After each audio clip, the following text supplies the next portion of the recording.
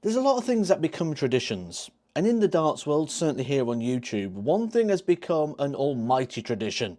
And that is, about 2 minutes after the winning dart goes in at the World Darts Championship, people descend on Edgar TV to see how the rankings have changed due to this year's World Championship. And like always, I've got you covered. So hit the subscribe, because I do this after every single major event, and I'll keep you updated with everything you need to know in 2026. Here we go, let's get into it. So first of all, you'll see here lots of different people with money. These are people that have either got into European tours, got call-ups through the Pro Tour because they've been on the Challenge Tour, and they've picked up as a prize money. They will all come off the rankings. So if you do not have a tour card, if you are not in the top 64, they're the two criteria, all that prize money will come off. Some of these will keep them. Maximilian Savinsky, one of the players who's got a tour card. So actually, he's going to go up the rankings because the likes of Simon Whitlock, who doesn't have a card, Noah Lim van Leuven, Fallon Sherrock, who played in the World Championship, didn't reach the top 64, will not be keeping hold of that prize money. Again, you see the likes here of Jim Long, who's going to be moving up. Quite a lot of these people will be losing tour cards as well that we are racing through the early stages because we're trying to get to the busy part where we see the real ranking movers, and that's where we get up towards the top 64. Look how close Charlie Manby came in regards to getting a tour card, just one win away from getting one. He's going to be dangerous, you feel, when Q School comes around. Good jump for Wesley Plazier.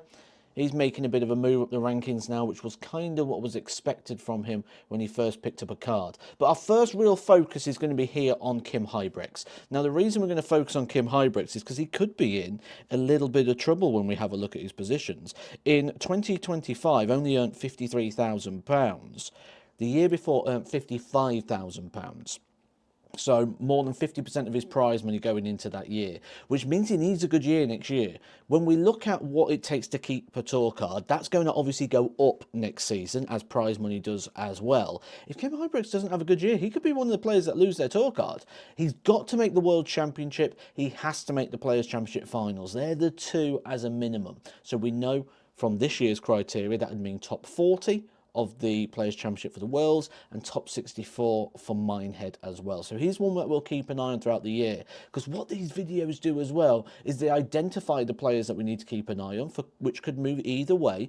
But this year, I don't see too much jeopardy here in the players around the tour card position of the 64. That's because all these sort of players here that are around this sort of area, when you have a look, are all got even sort of splits. Mensah Suljovic, pretty much an even split. Ian White, Alan Suter, all an even split where they're not really defending one big year.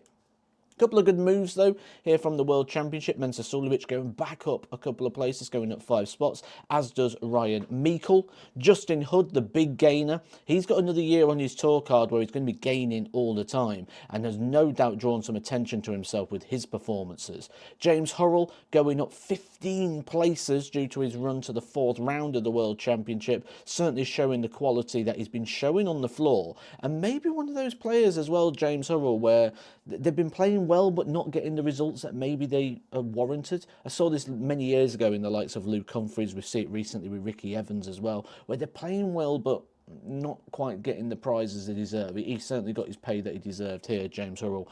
Big run for him. When we're looking for players, though, that could be in danger, I know that's what you come for. I know that's the exciting bit. Let's move up towards the top 32. So top 32 position has always been a big cut-off point. It's now kind of top 40 because of the prize money how it is. But there's a couple of people to highlight here. One, Brendan Dolan. He's gone down 2 spaces. £102,000 for him to defend. So I don't think there's tour card danger here, but the form's not there at the moment that suggests £102,000 will be defended. So expect to see Brendan Dolan come down from that number 41 position throughout the year. Raymond van Barneveld catches the eye as the form has just not been there in recent times. He's defending £134,000 of his £246,000 next year. He's gone down 1 space during the World Championships. 54% of his prize money up for grabs next year. Martin Lukeman had that incredible run to the Grand Slam final, which means he's defending £152,000 of the £226,000 that are available for him. 67% of his prize money is on the line. So although he's gone up one position for the World Championship, that'll be the likes of Scott Williams, who's gone down after defending £100,000 of his prize money this year. Callum Ridds up 4 places. Kevin Doot's run to the 4th round for him, certainly showing that he's going to continue to making that progression forward. An interesting one here, Joe Cullen, down 3 places, now the world number 35. However, this is very interesting for me. And the reason this is interesting is because there's this perception Joe Cullen's not had a good season. I buy into that as well, in the fact that I don't believe Joe Cullen's had a good year in 2025. But when you look into it, his prize money for 2025 was greater than his prize money in 2024. So as far as ranking goes, as far as prize money goes, Joe Cullen has done better this year than he did last year.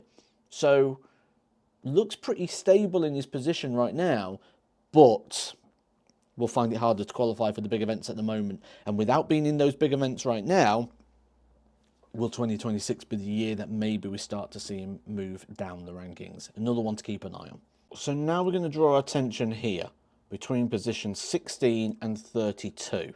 Now, there's a lot to talk about in this section. We're going to pick a few of these stories out. And this is, for me, right now, the danger zone.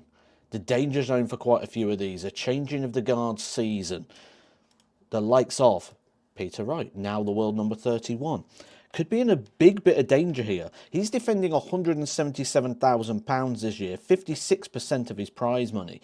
Nowhere near the form that we've seen of Peter Wright in the past, and doesn't get a lot of those privileges anymore that he'd had before. Now, when you're in the top 16, when you're in the higher ranks within the PDC, you get things like seeding to the European Tour, where if you win one game, you're already picking up £4,000. That is massive, you know, because when we look at what that would take somebody from the qualifier to do, they're having to win 5 matches to get that £4,000. Peter Wright now moves into that category, where before he'd have to win 1 game, he's now got to win 5. There's a few people that are going to have this problem as well, and this dilemma, as we see this changing of the guard. I think we're going to see a lot of movement in that 16 to 32 position. Vessel Nyman is one going the opposite way. He's in a positive. He's only defending £100,000 of his prize money, now inside the world's top 32 quite comfortably. Krzysztof Ratajski's run to the quarterfinal sees him go back inside the world's top 32, only defending £98,000 from a couple of years ago, just 30% of his prize money, which could see him continue to climb. But we can pick loads of these out that are in big danger. How about Richie Edhouse? Won the European Championship a couple of years ago. That money's up for grabs. £251,000 of his prize money is up for grabs. 77%. We could see him drop out the top 40 quite convincingly here, to the point where he would then need the Players' Championship Order of Merit to make the World Championship. Dimitri Vandenberg, someone who I think is in real danger here. If he didn't reach that good run at the start of the year at the Masters, where he picked up £30,000, I think his card could be in trouble. His cards could still be in trouble, which is mad when you think 25th in the world, only gone down 2 places. However, Dimitri Vandenberg is defending 77% of that throughout the year. And with the increased prize money across the board, Dimitri Vandenberg could find himself into some serious danger. Mike de Decker, the world number 19, has got a lot to defend this year. The World Grand Prix comes off this year, 64%, £267,000 of his prize money. Chizzy, another one in a bit of danger. The world number 22, defending £233,000 this year, 64% of his prize money. So we're looking at here those players with good even splits, the likes of Cameron Menzies, the likes of Jermaine Watamena, whose 2025 was actually a better payout than his 2024. So there's some real opportunities here for people to come in and hijack that top 32. When we look at the players who have played well at the World Championship, our eye is drawn to the likes of Kevin Dootz. When we look at 2025, we look at the likes of Nico Springer.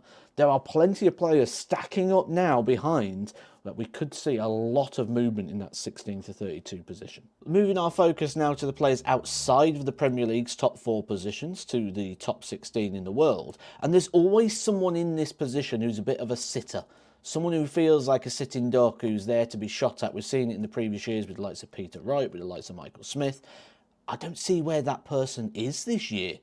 Everyone seems to have a good sort of even split, so it would take a real drop in form or someone outside those top 16 positions to be in great form looking at hijacking them. And right now, unless you're looking at the likes of Jermaine Watermain or Luke Woodhouse, you can't see where someone's going to come in and really hijack these top 16 positions. Everyone's sort of in decent form, in decent nick, and has picked up good prize money throughout the year. So let's have a look at what the movement has been in regards to the World Championship. Obviously, Ryan Searle, the biggest mover, going up 12 places to world number 8. Now, I spoke to Ryan quite a lot about this, and he really wants to be in the top 16 due to the privileges, the seedings, the extra opportunities that come with that. He's achieved that goal up 12 places due to his incredible run to the World Championship semi-final. Great to see Ryan Searle hitting some form, and also that was in the predictions, wasn't it? Ryan Searle semi-final, so happy with that one. Gary Anderson, also semi-finalist, sees him go up 8 further places up to world number 6. Will he be in the Premier League? That's an interesting discussion. This is a discussion I'm going to be having right here. My Premier League predictions, you want to know what they are, just hit the subscribe, I'll talk you through those.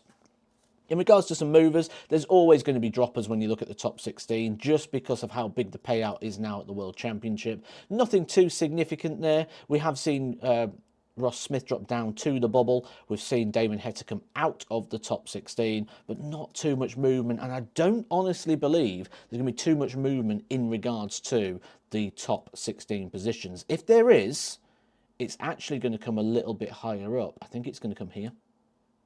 I think it's going to come in that position number 4, Michael van Gerwen. He's the player who's potentially in a bit of danger here.